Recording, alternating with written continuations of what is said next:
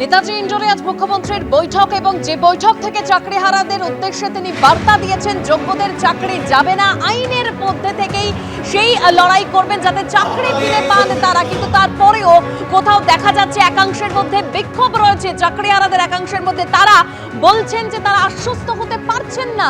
মুখ্যমন্ত্রী আশ্বাস দিয়েছেন কিন্তু বাস্তবে কি হয় সেটাই এখন দেখার। চাকরিহারারা তারা বলছেন আজ একেবারে এই বৈঠকের আগেও একটা বিক্ষোভের পরিস্থিতি, উত্তেজনার পরিস্থিতি নেতাজি ইন্ডোরের বাইরে তৈরি হয়েছিল।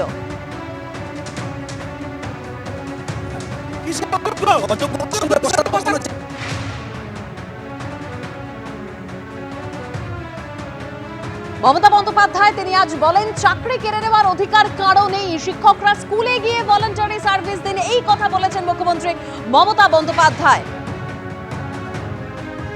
এবং তিনি আরো বলেন 2022 থেকে একটা নোংরা খেলা শুরু হয়েছিল, চাকরি দেওয়ার ক্ষমতা নেই, চাকরি কারার যাদের ক্ষমতা আছে তাদের ধিক্কার জানাই।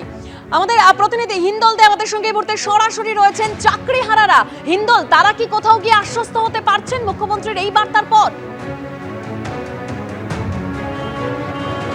দেখো, এই বার্তার পর তারা কিন্তু অনেকে আশ্বস্ত হচ্ছেন, আবার অনেকে বলছেন সম্পূর্ণ দিশাহীন আলোচনা।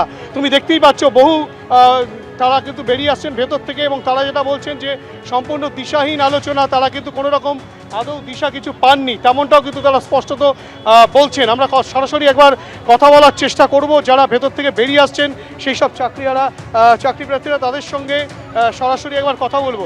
ভিতরে তো আপনারা ছিলেন, এই আলোচনাটার প্রসঙ্গে আপনাদের বক্তব্য কি আছে? ভেতরে আলোচনা সম্বন্ধে কি বলবেন? আমরা চাই আমরা যোগ্য, ঠিক আছে, আমাদের চাকরি সুনিশ্চিত হোক, এটাই আমাদের একমাত্র লক্ষ্য এবং একমাত্র দাবি, ঠিক আছে।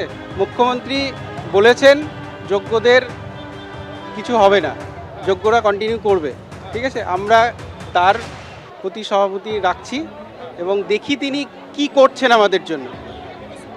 নির্দেশ ইতিমধ্যেই রাজ্যের তো অনেক আইনি প্রভিশন রয়েছে, সুপ্রিম কোর্ট যেমন একদিকে বলবে, রাজ্যের নিশ্চয়ই কোনো আইনি প্রভিশন রয়েছে। রাজ্য আশা করব আমরা পথে বসবো না। সম্পূর্ণ ভরসা রাখতে পারছি? সম্পূর্ণ বলতে পারছি না, কারণ অনেক আইনি ব্যাপার রয়েছে, ঠিক আছে। আইনি বিষয়গুলো সম্পর্কে আমরা অত জানি না, আমরা বাচ্চাদের পড়াই, আইন সম্পর্কে তো আমরা পড়াশোনা করিনি। যদি পড়তাম তাহলে হয়তো আমরা এই প্রশ্ন বা আপনিও আমাকে করতেন না, আমি তার উত্তর বলতে পারতাম। স্কুলের শিক্ষক? আমি মুর্শিদাবাদ জেলা থেকে এসেছি, মহলন্দি জিসি হাই স্কুল, আমার নাম সৌমদীপ মণ্ডল। তুমি বুঝতেই পারছো যে একজন চাকরিওয়ালা শিক্ষক, তিনিও কিন্তু রীতিমতো ভরসা রাখছেন।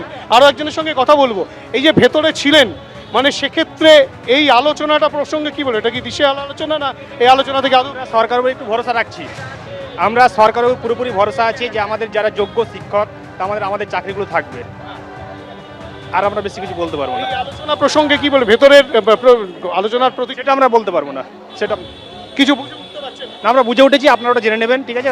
ওটা আমাদের কাজ নয় বাইরে বলার, ওটা আপনারা আপনাদের মতো জেনে। স্কুলে পড়ানো পড়াতেন? Motabari high school, Malda Motabari high school. সুতরাং তুমি বুঝতেই পারছো অনেকেই কিন্তু মালদা থেকে এসেছেন, বিভিন্ন দূর দূরান্ত থেকে জেলা থেকে তারা এসছেন। তারা যেটা বলছেন, কেউ বা ভরসা রাখতে পারছেন, কেউ বা কি হবে বুঝতে পারছেন না।